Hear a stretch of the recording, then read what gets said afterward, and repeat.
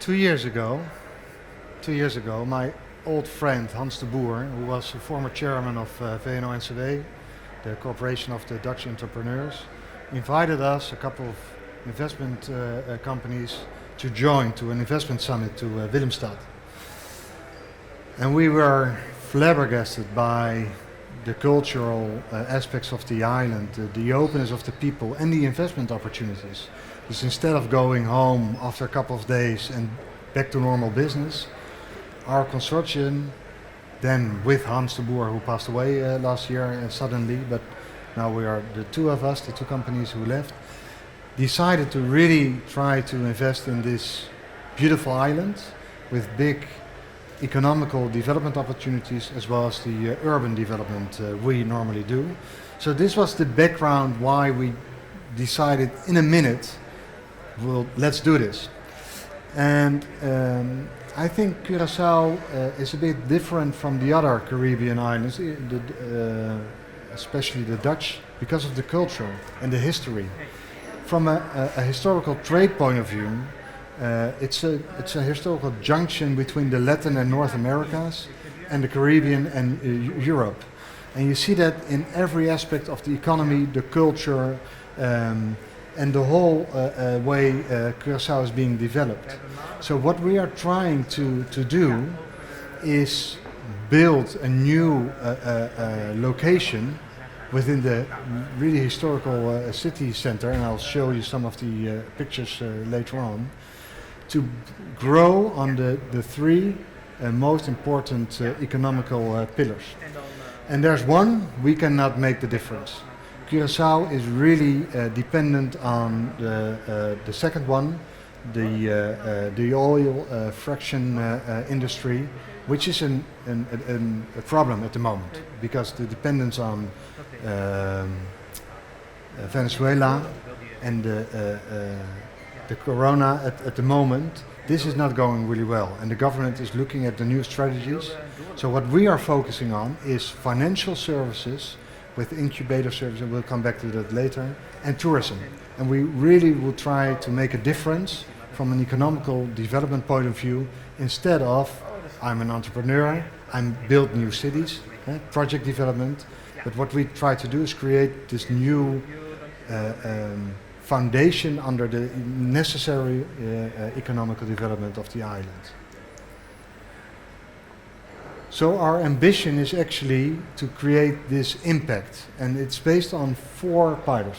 One is build a new cultural machine, as we mention it, and the cultural machine is kind of a museum, the background of art, dance, which is really part of the DNA, as you saw in the video, of the Curaçao, and create this new podium where local talent and international talent can come together and make this from a really iconic kind of a quality. Come back to that later. Second is the residential part. Curaçao, Punda, which is the inner city of Willemstad, have at this moment only 25 inhabitants, and that used to be hundreds of inhabitants. So what we're trying to do is not double that, not triple it, but create about new living for more than 100 apartments to create this living environment within the inner city, which is very important. And when people leave their office at 5 o'clock, there's still a lot of going on in the inner city. So that's the second part. The third part is education. What we're trying to do is create a new combination with local authorities, local university, and new international operating educational university colleges to combine this and create this whole new environment to go against the brain drain which is going on the island. Successful people tend to leave, and a couple of them are coming back, but not all of them. And we want to keep them over there because there should be a future on the island as good as abroad. So we are talking at this moment with a couple of universities to create this new facilities on the island. And the fourth one is this incubator, Venture Cafe, CIC, building on the startup community, the small startup community on the island, and make it as attractive that people from Europe, North and Latin American will come there, make this typical venture cafe kind of connection and build this new economy for the island. How are we going to do that? First, we're trying to create this new hotspot. Our location, I thought there would be a picture, but maybe it's coming back later, is on the entrance of the island, next to the government of Curaçao, but it's empty. It's a bit dangerous. There's nothing going on, so it's dark. And what we're trying to do is create this new hotspot in the middle of the UNESCO World Heritage and add this heritage, this quality to it. That's really important. So this typical, iconic, outside, livable site should attract people, the new tourism, the people who are living there, the people who are working there, to make all this connectivity all together. Second, a new cultural hotspot. Really high-end quality of exposure. For example, a museum, a theater, dance, music, etc. All together in this new building and create, for example, what we call the Bilbao effect. Bilbao is famous, of course, for its old city center, but it's even more famous because of the museum, the Guggenheim, which attracts millions of people every year. This is what we're trying to achieve with Willemstad as well. New tourism, cultural tourism, people who tend to stay longer, spend more money, and create this growth because of the tourism in the island, one of the two most important economical partners. As I said, education, new university, new education, but also connect existing possibilities on the island already and this new economical hotspot. So where people who now leave the island and go for Delft or whatever university abroad will try to stay there and attract even international students.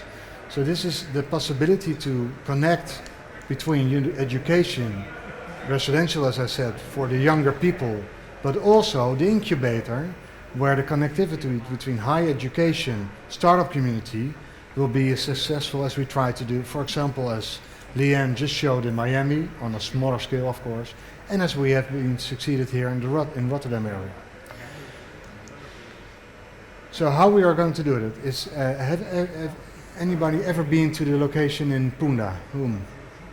Nobody? It's one of the most iconic buildings. And why is it iconic? Because it's old and ugly and we have to demolish it. So we have this brand new opportunity to start all over again. And what we're going to do is, next to the entrance of the port, create this whole new iconic buildings where all these facilities will be combined and connect to each other. And in order to do so, we'll be connecting to the inner city as well by creating new avenues, new parking space, and new walking relations to the inner city as well. And don't think this is already architecture, because this is only the master planning procedure. But together with the government of Curaçao, together with Phoenix, Venture Cafe, we'll be starting right now with this program, because this will take about 5 years when it's being constructed. But 3 of the university colleges will try to start their education next year already. Venture Cafe is now looking at a new location in the middle of the city center to open their doors and start a smaller location in order to,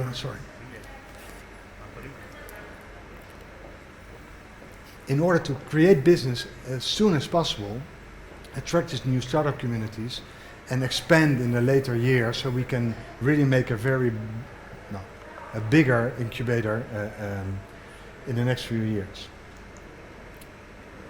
And I think this, the economical, the social, and the urban development combined will really be the new underlayer for a new future of Curaçao. We hope. Thank you. Thank you for this great insights in all what is happening in Curaçao. I have the pleasure to, I've been there once to talk about the Rotterdam ecosystem, what Curaçao could learn from how we build our innovation ecosystem in Rotterdam. And it's really a great country to visit.